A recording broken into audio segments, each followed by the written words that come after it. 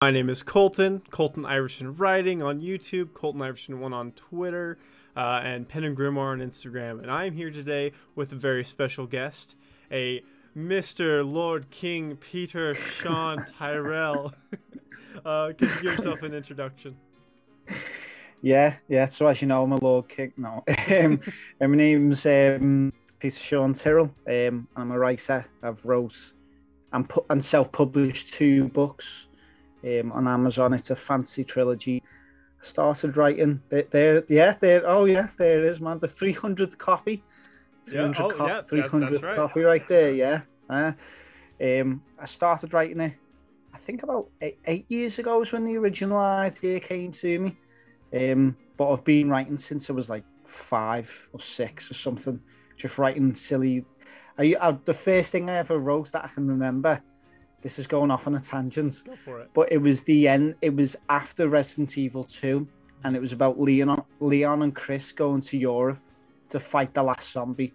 And that's when I was like 5 or 6 or something like that. So yeah, that's me in a nutshell. That's fantastic. I mean, that was actually one of my questions, was going to be like, when did you start writing, and what was kind of like your first inspiration? So, I mean, can you tell me more about that story? I'd love to hear about it, because Resident Evil Yeah. It's such an awesome franchise. Oh yeah. No, I think like, so when my dad got a PlayStation 1, and he used to get like the PlayStation magazines that you would get a free demo. Yeah. And in one of them, there was screenshots of Resident Evil. Okay. And I just became obsessed with it.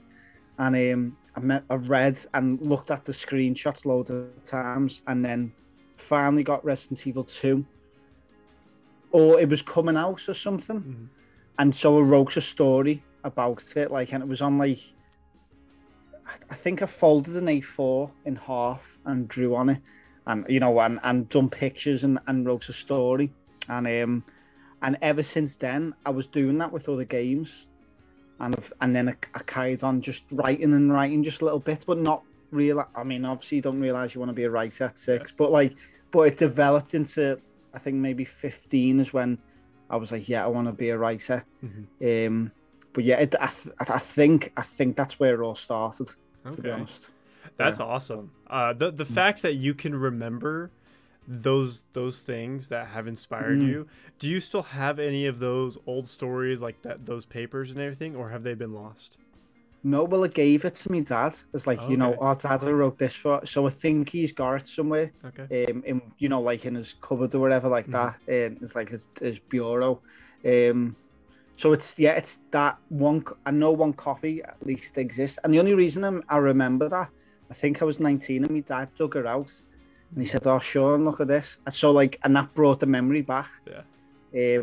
So I think but yeah, it's still there. It's still a copy. I could, like in like 20 years when I'm a famous writer, I could sell that for like 20 million quid or whatever. I was just gonna say, yeah, like literally when you're famous, or when you have such a big following, you could be like, yeah, this is my original, this is the first thing I ever did. Yeah. And I mean, that'd be really cool. I interviewed another person, and he, like in 3rd grade, wrote his own version of like the Lord of the Rings, like Finding the Ring, and he still has like that manuscript. And so I think it's so cool when people that are publishing books now and actually following that dream now that they had when they were a kid are able to keep those things, because that's really special. It is. Yeah, that's amazing. That's so cool. Dang. So I mean, I guess that goes into a good segue into my one of my first questions is, what inspires you to write stories? I think everything kind of inspires me, like especially like video games and the books I read. Like I kind of, like, for example, Talon of the Silverhawk by Raymond D. Feist. That was the book that made me go, I want to write my own book, because I was looking for other books that were like that. I liked it so much. I wanted to read an exact other book of it, basically, and I couldn't find one. So I was like, I just thought I'll write my own.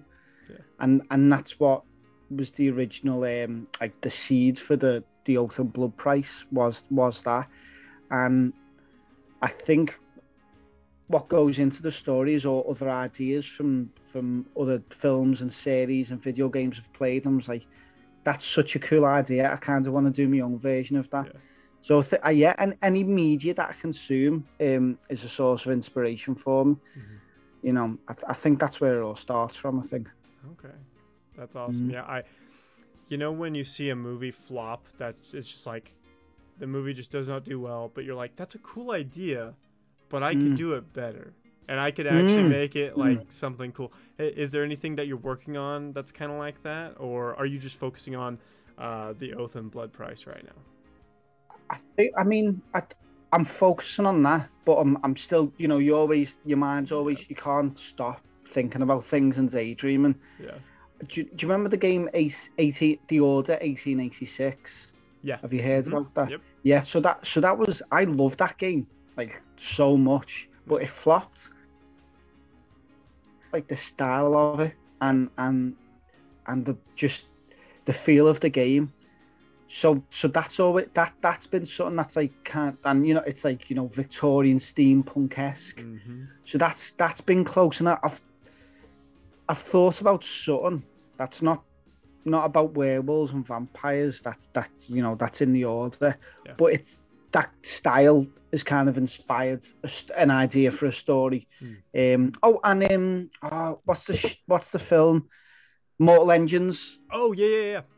Yeah, that has directly influenced an idea for another story. Okay. And I've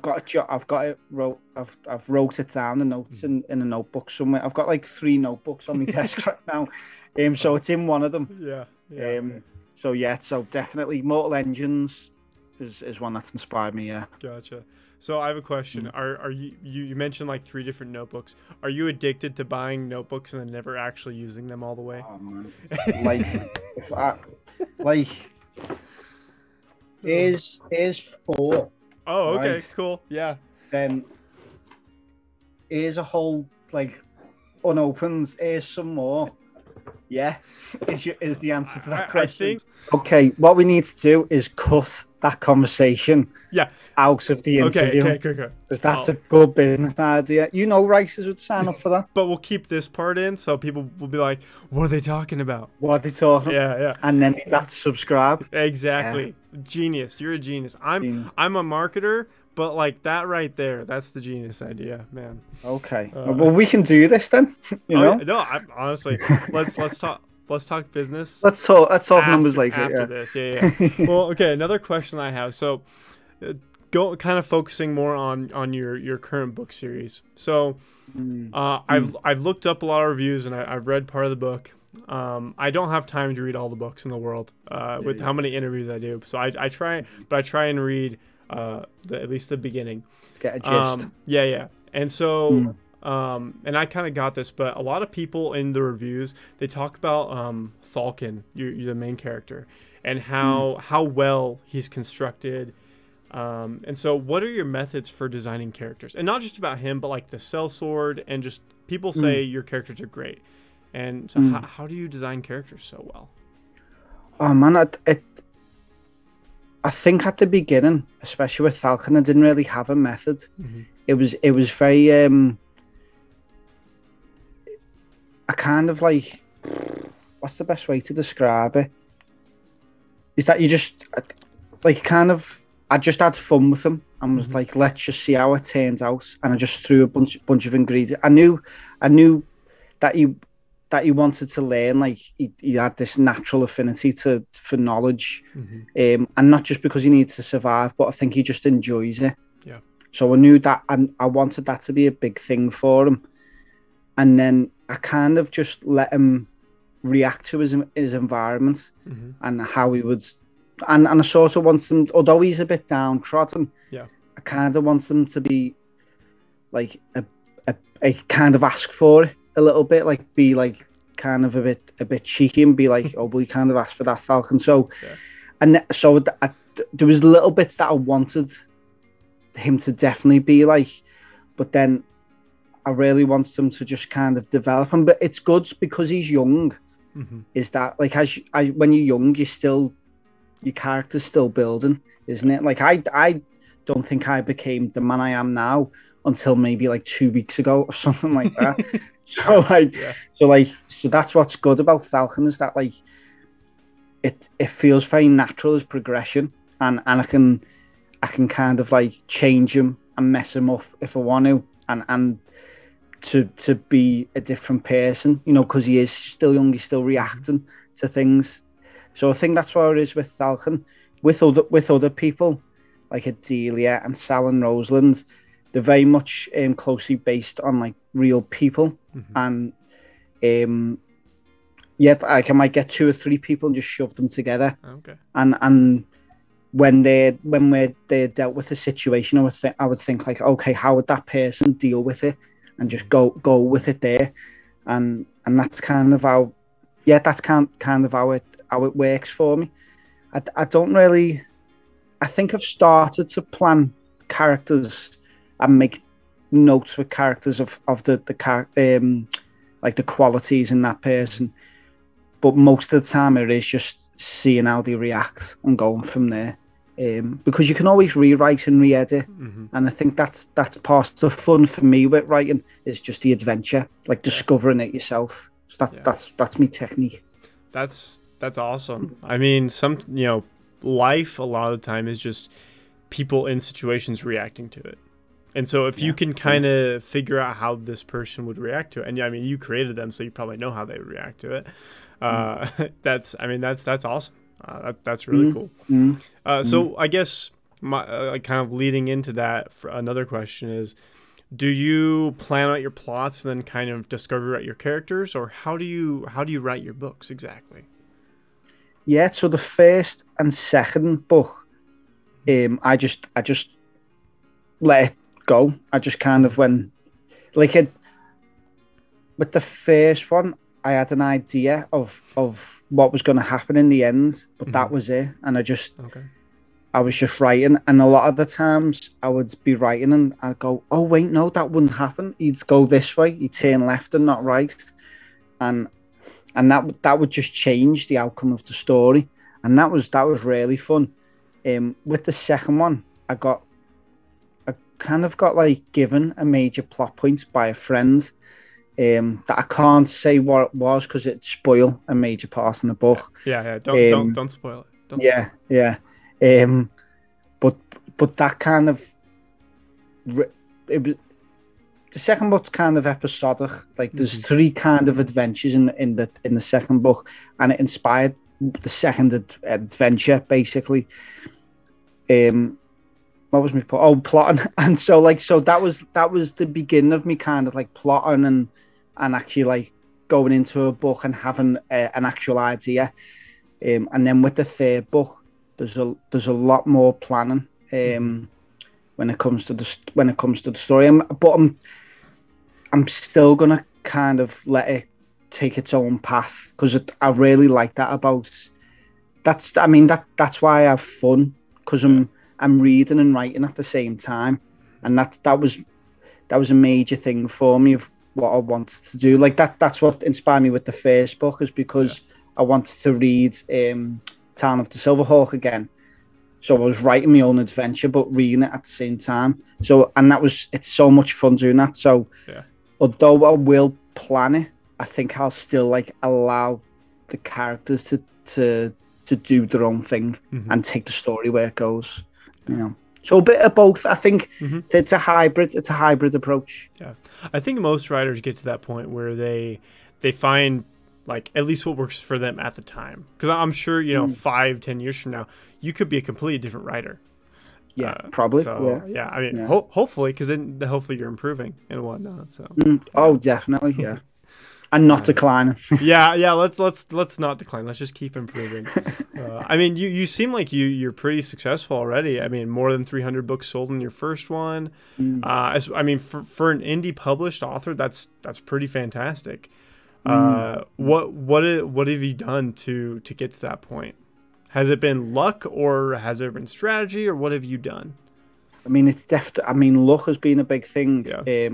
The support of like people I know, like my family and friends, like they all jumped on it, which was just massive. And then like the community on Twitter, people like you, Colin, who just give it a go, is where I think I've been very lucky, and just basically shouting at people to buy it. Like I'll just tweet saying, just buy me book. Just Yeah, throw it at 'em. basically, yeah. You know, and unfortunately, some people kind of like go, "Oh, that's kind of funny. Okay, Yeah. I'll buy it because you made me giggle a little bit." So, Yeah.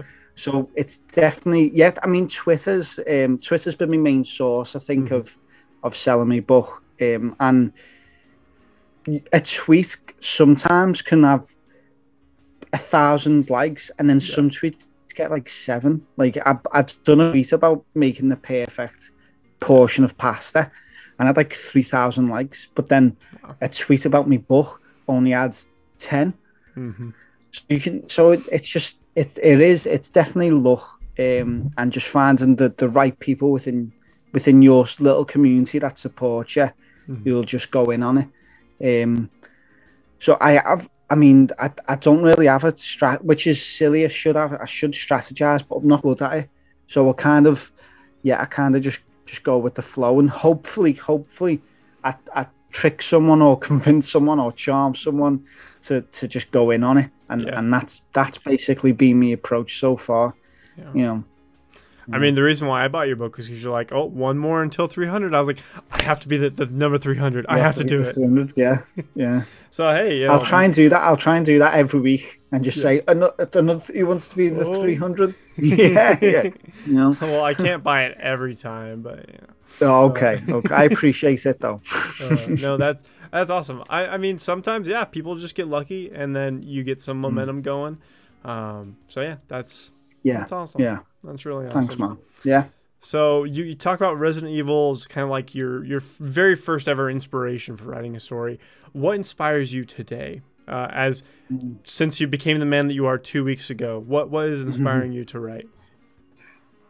It's what's really kind of inspired me is I've got like friends who've read the second book and they're saying, when's the third book out? And then meet like they said, oh, I've bought the book, and then like 2 or 3 weeks later they go and I need the third one. And people on Twitter and they're, my friends on Twitter, and they're like, I need the third one.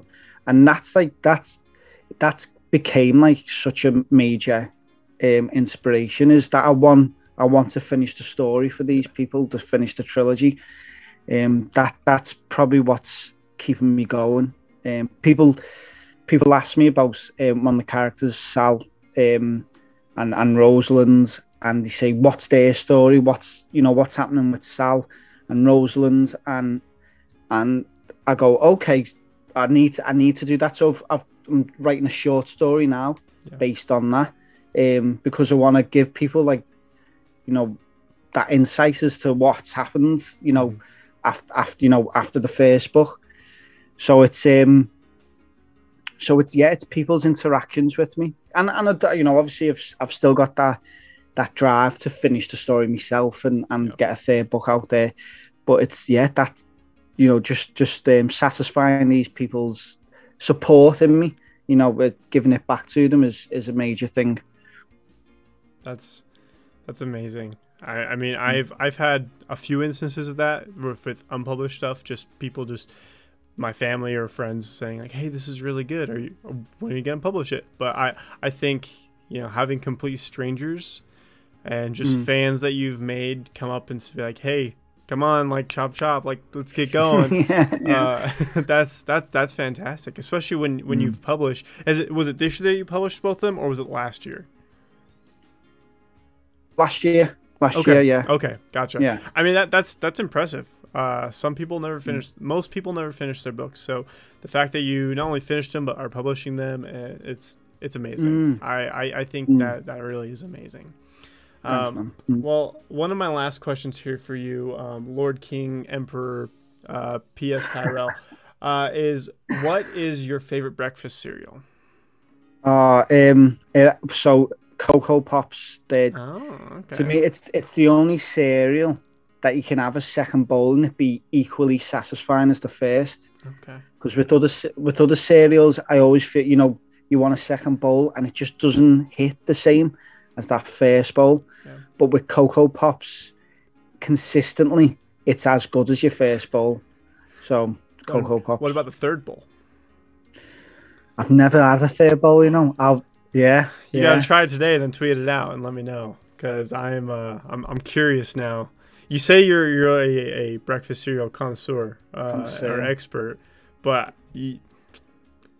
I don't know, maybe you're just an adept. Maybe I'm a fraud. Intermediate. Maybe you're a false person. Oh man, you've made me question myself now. How big of a bowl? Because my bowls are quite big. Okay, so you have two like giant mixing bowls. I do have big, yeah. Okay. Have you ever seen Friday? Oh yeah. Yeah. So at the beginning of Friday, and he pours the cereal in. That's like my bowls, okay? So the big portions, you know. So yeah, I guess 2 bowls of that is like 4 to 6 bowls of like a regular cereal. So I'll let you off on that one. I appreciate it, man. Thank you. You're not false at all. You're true. Okay. You're true. Okay. Appreciate it. Well, thank you so much for coming on and being part of this interview. Before we go, what do you want to shout out? What do you want to talk about? Tell the people about? Yeah, everyone, if follow me on Twitter if you can. It's just PS Tyrell, Tyrell. If you want to check me books out, just Google. Yeah, that's the one. Just put into Amazon Peter-Shaun Tyrell, Shaun, for Sean, and I'll pop up. There's actually my name I'm the only one in the world, even on Twitter, which is kind of cool. So if you Google me, I pop up from the first thing. So yeah, if you're interested in me books, just put that into the Google or Amazon, and I'll pop up. If you like fantasy, if you like coming of age stories, good action, stuff like that, check them out. It's been a delight so far with what I've been reading. So good. Yeah. Well, thank you so much, everybody. All of his links and descriptions will be in the description below. But yeah, check him out, check his stuff out, and we'll see you next time. Bye-bye.